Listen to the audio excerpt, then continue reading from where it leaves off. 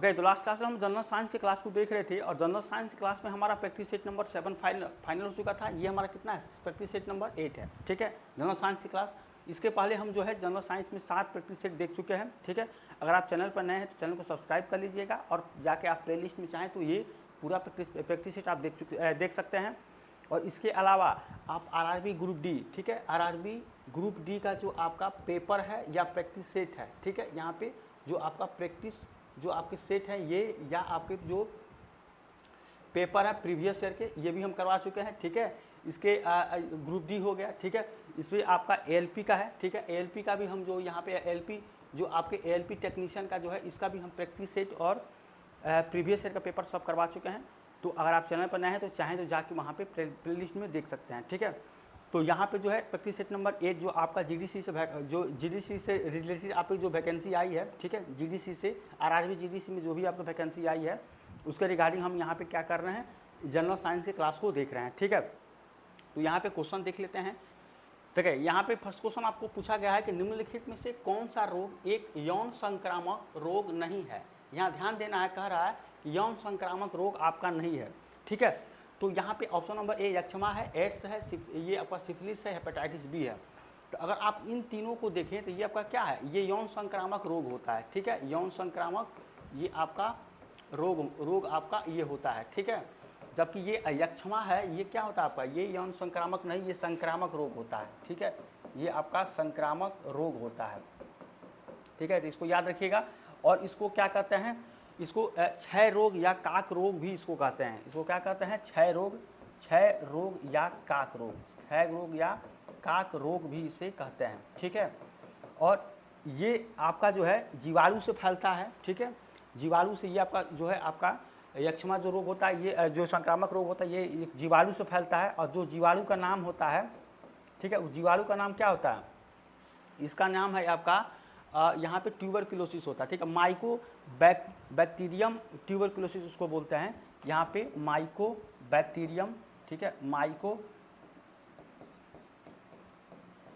Bacterium इसको tuberculosis बोलते हैं। ठीक है, ट्यूबरकुलोसिस। ठीक है, इसको याद रखेंगे यहाँ पे कि जो आपका यक्षमा रोग होता है ये माइकोबैक्टीरियम ट्यूबरकुलोसिस जीवाणु के द्वारा होता है। ये एक संक्रामक रोग होता है, ना कि यौन संक्रामक। ठीक है, और इसको क्षय रोग या काक रोग भी इसे कहते हैं। ठीक है, इसको भी इधर आप चाहें तो इसको याद रखेंगे। ठीक है, ये भी आपको एग्जाम में ज़्यादा इंपॉर्टेंट मतलब यहाँ पे पूछा जा सकता है। ठीक है, कि क्षय रोग या काक रोग किसको कहते हैं। तो ये आपका था आंसर। तो आंसर क्या हो जाएगा, यक्षमा हो जाएगा, जो कि क्या एक संक्रामक यौन संक्रामक रोग नहीं है। ठीक है, ये फर्स्ट क्वेश्चन था। अगला क्वेश्चन देखिए अगला क्वेश्चन आपका यहाँ पे है कि मानव शरीर में पाइरोवेट का ऑक्सी विघटन कहाँ पर होता है। ठीक है, तो मानव शरीर में पाइरोवेट का ऑक्सी विघटन कहाँ पे होता है, माइक्रोकांड्रिया में, माइटोकांड्रिया में होता है। ठीक है, ये आप ऑप्शन नंबर ए होगा। ठीक है, ये आपका रिपीटेड क्वेश्चन था। इसके ये क्वेश्चन हम जो पिछले भी आपके जो है एएलपी में जो आपका वहाँ पे हुआ था आपका पेपर, ठीक है, उसमें जिसमें हम लोग देखे थे प्रैक्टिस सेट में, उसमें भी ये क्वेश्चन आपको पूछा गया था। ये आपका ग्रुप डी में भी यहाँ पे पूछा गया था। तो इसलिए यहाँ पे आप चाहें तो जाके वहाँ पे अच्छे से जो डिटेल बताए हैं, ठीक है, वही क्वेश्चन है आपका रिपीटेड है। तो इसका आंसर क्या हो जाएगा कि पाइरोवेट में ऑक्सी विघटन कहाँ पर होता है, माइटोकांड्रिया पे ये होता है। ऑप्शन नंबर ए इसका आंसर होगा। अगला देखिए यहाँ पे अगला क्वेश्चन कह रहा है कि पराबैंगनी विकिरण की उपस्थिति में सिल्वर क्लोराइड सिल्वर और क्लोरीन गैस में बदल जाता है, यह क्या है। ठीक है, तो क्या होता है, ये क्या होता है, ये आपका प्रकाश अपघटन अभिक्रिया का उदाहरण है। ठीक है, जो आपका होता है कि पराबैंगनी विकिरण की उपस्थिति में, यानी कि सिल्वर जो क्लोराइड होता है इसका फार्मूला क्या होता है, AgCl। ठीक है, और अल्ट्रावायलेट विकिरण की बात कर रहा है। ठीक है, अल्ट्रावायलेट विकिरण में क्या होता है आपका सिल्वर, यानी कि Ag और किस में चेंज हो जाता है, क्लोरीन गैस में, यानी कि ये क्या होता है सिल्वर क्लोराइड। ठीक है, सिल्वर क्लोराइड होता है। ठीक है, सिल्वर क्लोराइड, और ये आपका क्या होता है सिल्वर। ठीक है, सिल्वर होता है, ये आपका क्लोरीन होता है। ठीक है, तो यहाँ पे सिल्वर क्लोराइड है, सिल्वर और क्लोरीन है, तो ये क्या होता है आपका प्रकाश अपघटन अभिक्रिया यहाँ पे का उदाहरण होता है। ठीक है, इसको यहाँ पे याद रखिएगा, ऑप्शन नंबर डी इसका आंसर हो जाएगा। ठीक है, नेक्स्ट क्वेश्चन देखिए यहाँ पे। देखिए नेक्स्ट क्वेश्चन आपको यहाँ पे कहा गया है कि मनुष्यों की छोटी आंत में मौजूद अंकुरों जो बिल्ली होती है कुछ विशेषताएं नीचे दी गई। ठीक है, जहाँ पे आपको 4 ऑप्शन दिया गया है इस क्वेश्चन का, ये फर्स्ट 1 से लेकर 4 तक। और इसमें से क्या हो रहा है, मछली जो छोटी आंत है इसमें से विशेषताएं दी गई, इसमें से कौन विशेषताएं सही है ये आपको बताना है, ठीक है। जो नहीं है वो आपका नहीं होगा, ठीक है। और इसका आंसर जो आपको आंसर यहाँ पे देना, देखिए ये आपका क्वेश्चन नहीं होगा, ठीक है। यहाँ से ये कह रहा है कि कौन से विकल्प अंकुरों के भोजन का अवशोषण करने में सक्षम है, केवल ए होगा या तो यहाँ पे 1 2 ये आपका 4 होगा, या तो ये होगा या तो ये होगा, ठीक है। तो इन चारों में से आपका जो है आपको बताना कि कौन सा आपका आंसर होगा, आंसर यहाँ पे देना है, ठीक है। वो आपका क्वेश्चन है, ठीक है। तो क्वेश्चन को ध्यान से देखेंगे कि इसमें से पहला जो आपका ऑप्शन क्या कह रहा है कि ये बहुत पतली दीवारों में लगी हुई अंगुली निवास संरचना होती है, ठीक है। तो जो छोटी आंत होती है क्या होती है, ये पतली दीवार में जो है लगी हुई क्या होती है, अंगुली निमा, ये आपकी संरचना होती है, ये आपकी सही होती है, ठीक है। दूसरा आपका है यहाँ पे ये बड़ा सतही क्षेत्रफल प्रदान करती है, ये भी आपका सही है। जो छोटी आंत होती है इनमें भोजन का पराग के लिए छोटे छोटे छिद्र होते हैं, ये आपका नहीं होगा, इसमें छिद्र नहीं होते हैं। चौथा आपका है कि रक्त कोशिकाओं द्वारा भरपूर आपूर्ति होती है, ठीक है। तो ये भी आपका सही होगा, क्योंकि छोटी आंत में रक्त कोशिका द्वारा क्या होती है, भरपूर उसमें क्या होती है, आपूर्ति होती है, छोटी आंत में ये आपका होता है, ठीक है। तो इसमें जो आपका आंसर क्या हो जाएगा, 1 हो जाएगा, 2 हो जाएगा और क्या हो जाएगा आपका 4 हो जाएगा, ठीक है। ये आपका 3 होगा। तो यहाँ पे देखेंगे 1 2 और 4, देखिए ऑप्शन नंबर जो बी होगा ये आपका आंसर हो जाएगा, ठीक है। ऑप्शन नंबर बी होगा, ये आपका यहाँ पे आंसर आपको यहाँ पे देना था, ठीक है। तो ऑप्शन नंबर बी इसका आंसर हो जाएगा। इसको ध्यान से देखिएगा, ये क्वेश्चन नहीं था, ये आपका यहाँ से, ठीक है। जहाँ पे आपको आंसर देना था इसमें से, तो ऑप्शन नंबर बी आंसर होगा। अगला क्वेश्चन देखिए, अगला कह रहा है कि जब किसी तांबे के तार में इतना एम्पियर की धारा प्रवाहित होती है तो इसके विभवांतर इतना है, तो तार का प्रतिरोध कितना होगा। देखिए V = I/R, ओम का नियम कई बार हम लोग देख चुके हैं, ठीक है।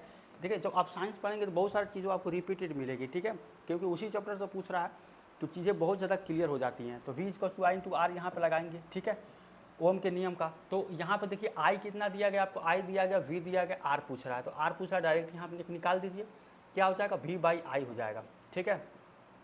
V/I जब यहाँ पे आप निकालेंगे तो कितना हो जाएगा, ये हो जाएगा R = V कितना है यहाँ पे, ये दिया गया है 2/I कितना दिया है 0.4, ये 1 आपका हटेगा तो ऊपर कितना हो जाएगा 10 हो जाएगा, 2 × 10/, ये हो जाएगा 4, ये हो जाएगा 2 और ये कितना हो जाएगा 5, यानी 5 ओम यहाँ पे आपका आंसर आ जाएगा, 5 ओम। देखेंगे यहाँ पे ऑप्शन नंबर सी, तो कितना है, ये आपका 5 ओम आपका आंसर है, ठीक है। तो आसानी से आप जो है यहाँ पे V = I/R, ये क्या होता है आपका ओम्स का नियम होता है, ठीक है, ओम्स लॉ, ये आपका इसको कहते हैं ओम्स लॉ, ठीक है। तो V = I/R, इसका उपयोग करके आप आसानी से जो है यहाँ पे रेजिस्टेंस बता सकते हैं, 5 ओम होगा, ठीक है। ऑप्शन नंबर सी इसका आंसर होगा। अगला देखिए नेक्स्ट क्वेश्चन आपको यहाँ पे है कि निम्न में से किस अभिक्रिया को द्विविस्थापन अभिक्रिया यहाँ पे कहते हैं, ठीक है। द्विविस्थापन, ठीक है, 2 बार विस्थापन हो, मतलब आयनों का 2 बार यहाँ पे विस्थापन होता है, 2, ठीक है। तो आपका क्या कहलाता है, द्विविस्थापन अभिक्रिया। और विस्थापन अभिक्रिया क्या कहलाता है, ये होता है आपका विस्थापन अभिक्रिया कि कोई क्रियाशील धातु है, ठीक है। क्रियाशील धातु क्या करता है, आपका एक कम क्रियाशील जो धातु होता है उसको विस्थापित करके एक नया यौगिक बनाता है, ठीक है। तो आपका क्या कहलाता है, विस्थापन अभिक्रिया कहलाता है। और यहाँ पे द्विविस्थापन का है, यानी कि जो भी आपका यहाँ पे रिएक्शन दिया गया है उसमें आयनों का 2 बार यहाँ पे विस्थापन हुआ होगा, ठीक है।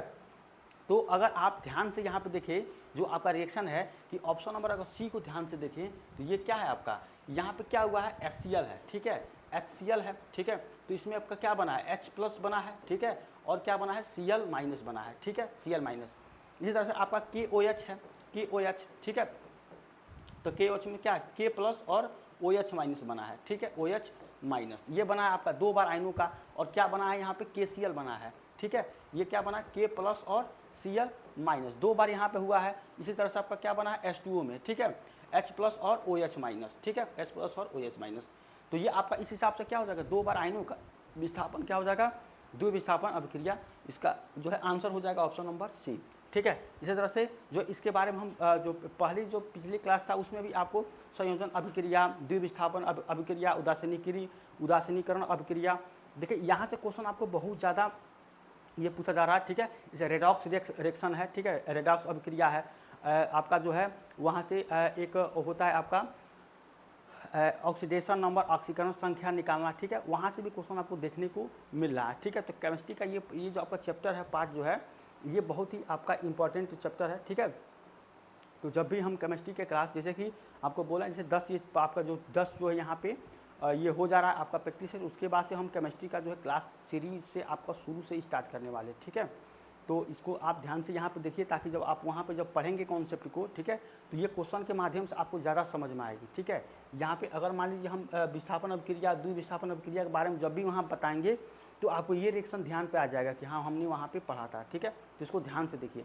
इस तरह से अगला क्वेश्चन को देखिए, अगला क्वेश्चन आपको यहाँ पे कहा गया कि एक अवतल दर्पण सूर्य की प्रकाश किरणों पर दर्पण से इतना सेंटीमीटर की दूरी पर, ठीक है, दर्पण से कितना है आपका, इतना सेंटीमीटर की दूरी पर यहाँ पे कह रहा है कि आपको अभिसारित करता है। यदि किसी वस्तु के दर्पण से इतना सेंटीमीटर की दूरी पर है तो प्रतिबिंब कहाँ बनेगा, ठीक है। प्रतिबिंब की दूरी कह रहा है, तो प्रतिबिंब की दूरी क्या होती है, v से उसको रिप्रेजेंट करते हैं, और u को किसे, वस्तु की दूरी वहाँ पे, और f क्या होता है, फोकस दूरी, ठीक है। तो यहाँ पे सबसे पहले तो हम f ले लें, ठीक है। तो f कितना हो जाएगा, -10 सेंटीमीटर। क्यों, क्योंकि यहाँ पे क्या है, अवतल दर्पण की बात कर रहा है, ठीक है। अवतल के लिए निगेटिव लेते हैं, ठीक है, यहाँ अवतल है। इसी तरह से अगर आप यहाँ पे u देखें, जो वस्तु की दूरी होती है, यहाँ पे कितना है आपका, वस्तु की दर्पण से दूरी कितनी है, -20 हो जाएगी, ठीक है, -20 सेंटीमीटर ये हो जाएगी आपकी।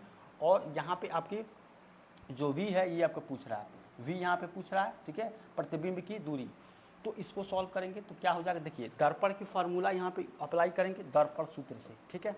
ये आपका दर्पण सूत्र, कल हम इसको सॉल्व किए थे इस टाइप के क्वेश्चन को। तो ये क्या होता है आपका 1/f = 1/v + 1/u, ये होता है आपका, ठीक है। अब देखिए यहाँ से अब क्या करेंगे, 1/f करेंगे यहाँ पे, और देखिए यहाँ पे दिया क्या आपका, ये दिया गया आपका 1/f तो दिया ही गया, तो इसको सॉल्व करते हैं डायरेक्ट यहाँ पे, ठीक है, डायरेक्ट यहाँ पे सॉल्व करते हैं।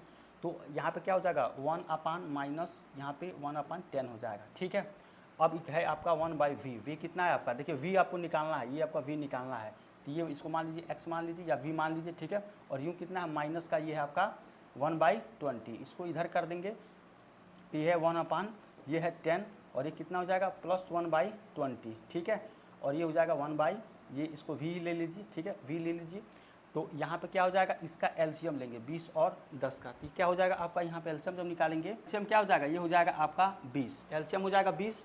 अब इससे भाग देंगे तो कितना हो जाएगा, ये हो जाएगा -2, और ये कितना हो जाएगा, +1, और ये कितना हो जाएगा 1/v, ये हो जाएगा। अब देखिए ये हो जाएगा 1/v = ये हो जाएगा -1/20, ठीक है।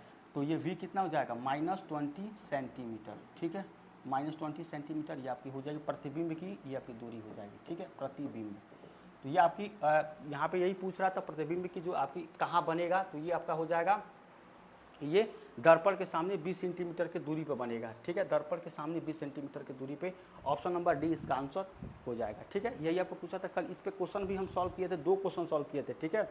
एक उत्तल पर था, एक अवतल पर था, फिर यहाँ पे आपको अवतल पूछा गया। तो लाइट चैप्टर हम ऑलरेडी पढ़ा चुके हैं, ठीक है। अगर उसकी पढ़ाने के और भी सारा उसमें होगा, जैसे हम NCERT के जो भी आपके जो प्रॉब्लम है, ठीक है, अभी हमने क्या पढ़ाया है कि पूरा उसको बताए तो हैं, लेकिन उसमें बहुत सारा आपका क्वेश्चन जो है NCERT बेस पर, ठीक है, उसको हम ज़्यादातर डीपली नहीं देखें, क्वेश्चन तो देखें नहीं, डीपली नहीं देखें, तो उसको हम आगे से जो है अच्छे से उसको और भी सारा एक्सप्लेन करके देखेंगे, ठीक है। तो यहाँ पे क्वेश्चन था आपका, देखेंगे कि ऑप्शन नंबर डी इसका आंसर हो जाएगा 20 दर्पण के सामने 20 सेंटीमीटर की दूरी पर। अगला क्वेश्चन देखिए, नेक्स्ट क्वेश्चन आपको यहाँ पे कहा गया है कि क्रमशः इतना, देखिए यहाँ पे क्या है, 10 ओम है, ये आपका 10 ओम है, ठीक है, 102 नहीं है, इसको सुधार लीजिएगा, ये आपका 10 ओम है, और यहाँ पे क्या है 30 ओम है, ठीक है, ये 30 ओम है और 10 ओम है, ये आपका क्रमशः क्या है, 2 प्रतिरोध है, ठीक है। ये आपका क्या है, ये R1 है, ठीक है, और ये क्या है आपका R2 है, ठीक है, R1 और R2 है, A और B, और इतना वोल्ट की बैटरी से, यानी कि जो विभवांतर है, ये क्या है आपका जो विभव है, ठीक है, ये आपका जो आपका पोटेंशियल है, ये आपका कितना है 6 वोल्ट कि एक साथ श्रेणी क्रम में जुड़ा है, ठीक है। तो 1 सेकेंड में प्रतिरोध में क्षय होने वाली कुल ऊष्मा बताइए, ठीक है, 1 सेकेंड में क्षय होने वाली कुल ऊष्मा। तो ऊष्मा यहाँ पे क्षय होने वाली जो ऊष्मा होगी, इसको किससे रिप्रेजेंट कर देंगे, P से। और क्या हो जाएगा आपका जो विभव दिया गया यहाँ पे, ठीक है, विभव का स्क्वायर कर देंगे, ठीक है, यहाँ पे विभव का स्क्वायर बाई यहाँ पे हो जाएगा कुल प्रतिरोध, ये आपका फार्मूला होता है, ठीक है, कुल प्रतिरोध।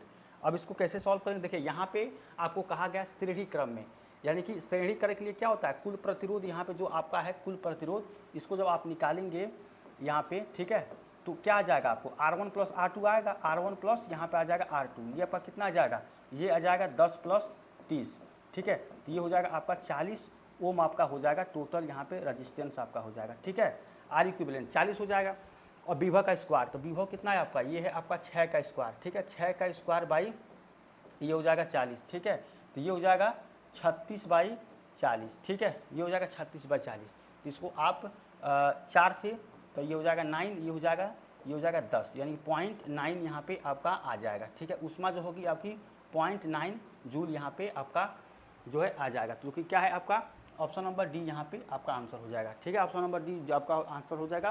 कुछ नहीं करना, ऊष्मा का जो होगा विभव का स्क्वायर करेंगे बाई कुल प्रतिरोध। कुल प्रतिरोध कैसे निकालेंगे, श्रेणी क्रम में कह रहा है, दो आपका जो है रेजिस्टेंस दे चुका है यहाँ पे 10 और 30, दोनों को श्रेणी में क्या होता है R1 + R2 कर देते हैं, ठीक है। समांतर नहीं किया गया, श्रेणी कहा गया।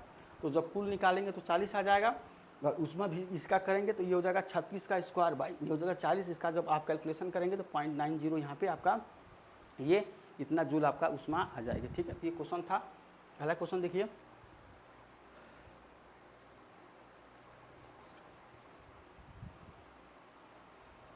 देखिए नेक्स्ट क्वेश्चन आपको यहाँ पे कहा गया है कि किसी पदार्थ के उच्च सांद्रता से निम्न सांद्रता की ओर स्वतः गति करने की को क्या कहते हैं, यहाँ प्रक्रिया को विसरण कहते हैं, ठीक है। डिफ्यूजन यहाँ पे विसरण इसको कहते हैं आपका, कि उच्च सांद्रता से निम्न सांद्रता की ओर जो आपका जो गति करना क्या होती है आपका विसरण कहलाती है। ऑप्शन नंबर सी इसका आंसर हो जाएगा, ठीक है। इसके बाद देखिए अगला क्वेश्चन कि बेकिंग सोडा के विनिर्माण के लिए किन यौगिकों की आवश्यकता होती है, ठीक है। तो बेकिंग सोडा इसका फार्मूला क्या होता है, सोडियम बाइकार्बोनेट, आपको बताए थे, कल ही बताए थे, ठीक है, NaHCO3, ठीक है। ये होता है आपका बेकिंग सोडा का फार्मूला होता है NaHCO3, ठीक है, इसको याद रखेंगे। और कह रहा है कि आवश्यकता किसकी होती है, तो यहाँ पे अगर ध्यान दे कि बेकिंग पाउडर किसके बनाते हैं, देखिए यहाँ पे आपको ये होता है NaCl, ठीक है, और क्या होता है CO2, ठीक है, CO2, और क्या बनता है अमोनिया, ठीक है, अमोनिया और वाटर, ठीक है।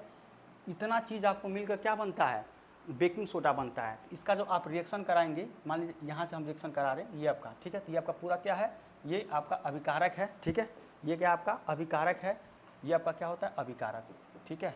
तो यही आपको पूछ रहा है कि किस किस का उपयोग होता है, तो ये आपका क्या होता है, ये टेबल सॉल्ट इसको कहते हैं, टेबल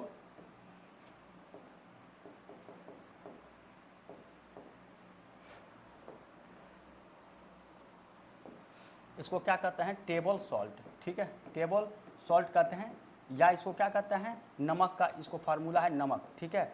इसको सोडियम क्लोराइड बोलते हैं, सोडियम क्लोराइड, ठीक है, सोडियम क्लोराइड, NaCl इसको बोलते हैं, सोडियम क्लोराइड। ये आपका होता है CO2 कार्बन डाइऑक्साइड, ठीक है, इसको आपको पता ही हो कार्बन डाइऑक्साइड। ये आपका NH3 क्या होता है, ये होता है अमोनिया, ठीक है, अमोनिया का फार्मूला, ये आपका वाटर है। तो इतना सब सारा मिलकर क्या बनता है आपको बेकिंग सोडा बनता है, NaHCO3 बनता है, और अमोनियम क्लोराइड बनता है NaHCl, ये भी बनता है, इसको बोलते हैं अमोनियम क्लोराइड, ठीक है, अमोनियम क्लोराइड इसको बोलते हैं, इसको आपको अमोनियम बाइकार्बोनेट बोलते हैं, ठीक है, अमोनियम बाई यहाँ पे कार्बोनेट, ठीक है, अमोनियम बाइकार्बोनेट इसको बोलते हैं। और ये आपका क्या होता है बेकिंग सोडा NaCO3। तो ये आपका इतना चीज़ मिलता है, NaCl मिलता है, कार्बन डाइऑक्साइड, अमोनिया और वाटर मिलकर क्या बनता है यहाँ पे अमोनियम बाइकार्बोनेट आपका बेकिंग सोडा बनता है। तो यहाँ पे देखिए ऑप्शन नंबर सी, ये आपका सारा मिलकर आपका क्या होता है बनता है, ठीक है। इसको यहाँ पे याद रखेंगे, ये आपके ऑर्गेनिक केमिस्ट्री का पार्ट था, ठीक है, ऑर्गेनिक केमिस्ट्री से ये क्वेश्चन आपको पूछा गया था, ठीक है। इस तरह देखिए अगला क्वेश्चन, देखिए यहाँ पे अगला क्वेश्चन आपको दिया गया है, देखिए सेम क्वेश्चन आपको यहाँ पे दिया गया है, ठीक है, ध्यान से देखेंगे कि एक किसी वस्तु को इतना सेंटीमीटर की फोकस दूरी पर, ठीक है, वाली अवतल दर पर, देखिए फिर वही क्वेश्चन आपको रिपीटेड हो गया, ठीक है, ये फिर क्वेश्चन रिपीट हो गया है, ठीक है। तो हम आपसे कहेंगे कि इसको सॉल्व करिए, ठीक है, इसको सॉल्व करिए और कमेंट में लिखिए, क्यों, क्योंकि देखिए अभी क्वेश्चन आपको जस्ट कराए हैं, और दर्पण का फार्मूला आपको यही फार्मूला आपका यूज होगा यहाँ पे, दर्पण सूत्र, ठीक है, क्या होता है 1/f = 1/v + 1/u, ये आपका फार्मूला यूज होता है, ठीक है। इसको सॉल्व करिएगा और आंसर आप कमेंट में लिखकर बताइएगा, ठीक है, आसानी से ये आपको सॉल्व हो जाएगा, ठीक है। प्रतिबिंब आपको पूछ रहा है, v की वैल्यू पूछ रहा है, आसानी से निकालिएगा, सॉल्व हो। देखिए अगला क्वेश्चन आपको कह रहा है कि मेथेन और क्लोरीन गैस के से मेथिल क्लोराइड का बनना किस प्रकार की अभिक्रिया कहलाती है। देखिए मेथेन का फार्मूला क्या होता है, मेथेन का फार्मूला होता है CH4, और क्या बनता है यहाँ पे क्लोरीन गैस यानी कि Cl2, ठीक है, और मिलकर क्या बनता है ये क्लोराइड, मेथिल क्लोराइड बनता है, यानी कि CH3Cl, और क्या बनेगा यहाँ पे CH3Cl तो बनता है यहाँ पे एक, और यहाँ पे क्या बनता है HCl, ये क्या बनता है आपका HCl बनता है, ठीक है। इसको कहते हैं आपका मेथिल क्लोराइड, ठीक है, ये है आपका मेथिल क्लोराइड, ठीक है, मेथिल क्लोराइड है। और ये आपका क्या है, आपका इसको बोलते हैं हाइड्रोक्लोरिक एसिड, ठीक है। ये होता है आपका हाइड्रोक्लोरिक एसिड, ठीक है, हाइड्रोक्लोरिक एसिड इसको बोलते हैं, HCl को। और ये आपका क्या होता है, ये आपका क्लोरीन होता है, ठीक है, ये आपका होता है क्लोरीन। और ये आपका क्या है, मेथेन होता है, ठीक है, ये होता है आपका मेथेन, इसको मार्स गैस भी बोलते हैं, ठीक है, मार्स गैस इसको बोलते हैं CH4 को। तो यही आपको यहाँ पूछा जा रहा था, ठीक है, कि यहाँ पे एक मेथेन और क्लोरीन गैस से मेथिल क्लोराइड का बनना क्या होता है, क्या कहलाता है, आपका प्रतिस्थापन अभिक्रिया कहलाता है। ऑप्शन नंबर 20 का हो जाएगा। ये आपका क्या होता है, प्रतिस्थापन अभिक्रिया यहाँ पे कहलाता है, ठीक है। जैसा कि अभी अब वहाँ पे हम लोग देखे थे द्वितीय विस्थापन अभिक्रिया, ठीक है। इसी तरह से प्रतिस्थापन अभिक्रिया से यहाँ पर क्या होता है, ये आपका मेथिल क्लोराइड यहाँ पे बनता है, ठीक है। तो ये क्वेश्चन था।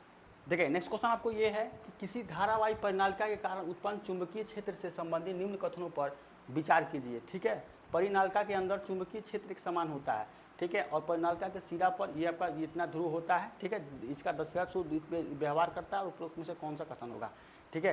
तो इस क्वेश्चन का भी आप आंसर बताइएगा, क्योंकि ये क्वेश्चन हम कई बार करा चुके हैं, ठीक है। फिजिक्स वाला जो क्वेश्चन हम उसमें देख रहे थे मैग्नेटिज्म में, ये क्वेश्चन हम वहाँ पे देखे हैं, ALP में भी देखे हैं, यहाँ पे हम जो इसके अभी जो प्रैक्टिस सेट निकालते उसमें भी देखे हैं। तो ये दो क्वेश्चन का आप जो है आंसर जो है कमेंट में लिखकर यहाँ पे आप बताइएगा इसका आंसर क्या होगा, ठीक है, क्योंकि इसको ऑलरेडी हम कई बार बता चुके हैं, इसलिए हम यहाँ पे कह रहे हैं। देखिए यहाँ पे अगला क्वेश्चन है कि निम्नलिखित में से कौन सा खनिज जो है ये अधात्विक रूप है, जो आपका निम्न में से कौन सा खनिज जो है अधात्विक रूप है, यहाँ पे आपको बताना है। तो देखेंगे ऑप्शन नंबर जो बी है, ठीक है, ये आपका क्या है, अभ्रक जो है ये आपका अधात्विक रूप होता है, ठीक है। ये अभ्रक एक अधात्विक रूप होता है। और अभ्रक क्या होता है, ये आपका उष्मा का क्या होता है, यहाँ पे सुचालक होता है, ठीक है। उष्मा का ये आपका सुचालक होता है, ठीक है, इसको याद रखेंगे। उष्मा का क्या होता है, सुचालक। और विद्युत का क्या होता है, विद्युत का, ये विद्युत का होता है आपका कुचालक, ठीक है, ये विद्युत का होता है कुचालक, ठीक है। विद्युत का कुचालक होता है, उष्मा का सुचालक ये होता है, ठीक है। और जो भी आपके विद्युत के उपकरण होते हैं उसमें इसको जो है इसका उपयोग होता है, विद्युत उपकरण बनाने में इसका जो है उपकरण, इसका यूज आपका होता है, ठीक है, विद्युत उपकरण बनाने में, ठीक है। इसको भी याद रखेंगे, विद्युत उपकरण बनाने में इसका उपयोग होता है अभ्रक का। तो ये एक अधात्विक रूप होता है, ठीक है। यहाँ पे खनिज का अधात्विक रूप। अगला क्वेश्चन आपका देखिए, अगला क्वेश्चन आपको कह रहा है कि 8 डायोप्टर क्षमता वाले एक लेंस को, ठीक है, 8 डायोप्टर क्षमता वाले एक लेंस को यहाँ पे सुधार दीजिएगा, ये -4 होगा, ठीक है। क्वेश्चन में यहाँ छूट गया, -4 डायोप्टर क्षमता वाले एक अन्य लेंस के साथ जोड़ कर रखा गया तो लेंस की संयोजन क्षमता के रूप में कार्य करेगा, ठीक है। यह लेंस का संयोजन क्षमता के रूप में, तो यहाँ पे इसका जो P निकालेंगे तो P कितना हो जाएगा, P1 + P2, ठीक है। दोनों का क्षमता यहाँ पे दिया गया डायोप्टर में, तो ये आपका कितना देगा, ये 8, ये कितना दिएगा -4, तो कितना हो जाएगा +4 डायोप्टर यहाँ पे हो जाएगा, P जो होगा +4। और यहाँ पे क्या कर रहा है कि यह लेंस संयोजन क्षमता पे कितनी फोकस दूरी आपको बता रही है। तो फोकस दूरी क्या होता है, F = कितना हो जाएगा 100 बाई यहाँ पे इसका P हो जाएगा, ठीक है। तो यहाँ पे क्या हो जाएगा 100 बाई ये हो जाएगा 4, तो कितना हो जाएगा +25 यहाँ पे आपका सेंटीमीटर ये आपका आ जाएगा, ठीक है। 25 यहाँ पे 25 का सेंटीमीटर आएगा। ऑप्शन नंबर डी इसका आंसर हो जाएगा, ठीक है। इसको हम जो है यहाँ पे कल वाले क्लास में इस पे क्वेश्चन किए थे, ठीक है। ये क्वेश्चन नहीं था लेकिन इस पे क्वेश्चन हम इसको किए थे। F = 100/P, अगर आप 7 नंबर देखेंगे तो आपको यहाँ पे मिल जाएगा, ठीक है। तो ये आपका आंसर हो जाएगा। अगला देखिए, अगला क्वेश्चन आपको कह रहा है कि क्रमशः 6 ओम और 12 ओम के 2 प्रतिरोध A और B को 3 वोल्ट की बैटरी के साथ समांतर क्रम में संयोजित की जाती है, ठीक है। समांतर क्रम श्रेणी नहीं कर रहा है। अभी जो हम सॉल्व किए हैं वहाँ पे उष्मा जो आपको पूछ रहा था सेम वैसा ही क्वेश्चन है, वहाँ पे सीरीज में था, यहाँ पे आपको समांतर है, ठीक है। तो 1 सेकेंड में बैटरी द्वारा परिपथ को आपूर्ति की गई कुल ऊर्जा, ठीक है, कुल ऊर्जा पूछना है। तो सबसे पहले जो आपका समांतर दिया गया तो यहाँ पे इसका निकाल लेंगे। यहाँ पे R1 मान लीजिए, इसको R1 कितना दिया गया है 6 ओम दिया गया है, R2 कितना दिया गया है यहाँ पे ये आपका 12 ओम। तो इसका R इक्विवेलेंट जब निकालेंगे तो कितना हो जाएगा 1/R1 प्लस ये हो जाएगा 1/R2, ठीक है। ये हो जाएगा आपका। अब इसको जब आप सॉल्व करेंगे तो कितना आ जाएगा, ये हो जाएगा 1/R इक्विवेलेंट जब आप निकालेंगे तो ये हो जाएगा 1/6 प्लस 1 ये हो जाएगा 12, ठीक है। इसका एलसीएम लेंगे तो कितना हो जाएगा 12, ये हो जाएगा 2 प्लस ये हो जाएगा 3, ठीक है। मतलब 2 1 + 3 हो जाएगा। देन इसका इसका R इक्विवेलेंट अगर आप निकालें आसानी से 12 बटा कितना हो जाएगा, ये हो जाएगा 12/3 यानी कितना हो जाएगा 4 ओम आ जाएगा इसका R इक्विवेलेंट कितना आ जाएगा 4 इक्विवेलेंट, ठीक है। ये बहुत आसान है, आपका कैलकुलेशन है, यहाँ पर आसानी से सॉल्व करेंगे आपको सॉल्व हो जाएगा, ठीक है। अब कह रहा है कि यहाँ पे इतना V है, ठीक है। तो यहाँ पे ऊर्जा कितना होगी इसकी ऊर्जा कितना, यहाँ पे जब आप निकालेंगे ऊर्जा तो कितना हो जाएगी विभव का स्क्वायर बाई ये रेजिस्टेंस हो जाएगा बाई आर। तो यहाँ पे 1 सेकेंड में आपको बैटरी के परिवर्तित कर रहा है, तो विभव कितना है 3 वोल्ट, यानी कि 3 का स्क्वायर करेंगे और आर कितना है आपका, यहाँ पे रेजिस्टेंस कितना निकल कर आया 4, ये हो जाएगा 9/4, ठीक है।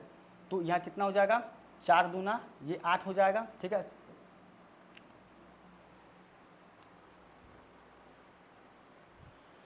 ठीक है, ये कितना आ जाएगा 2.25 जूल, यहाँ पे आपका आंसर आ जाएगा, ठीक है। ठीक है, तो ये कितना आ जाएगा आपका 2.25, यहाँ पे आपका आंसर आ जाएगा, जो कि क्या है आपका ऑप्शन नंबर बी आंसर हो जाएगा, ठीक है।